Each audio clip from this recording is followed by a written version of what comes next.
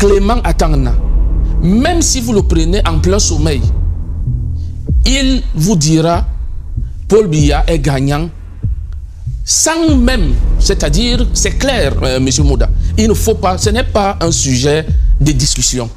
Nous ne sommes pas dans un état de droit. Nous sommes face à des personnes inféodées.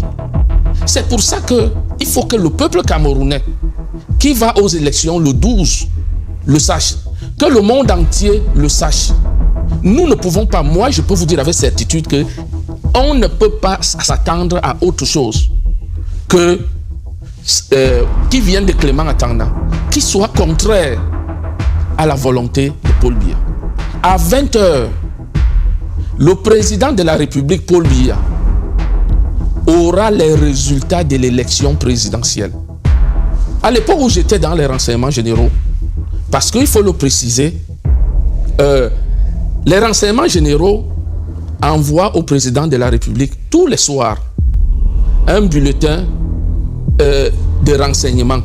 On appelle ça la fiche spéciale de renseignement qui doit détailler tout ce qui s'est passé dans la journée. Et cette fiche spéciale est une fiche quotidienne.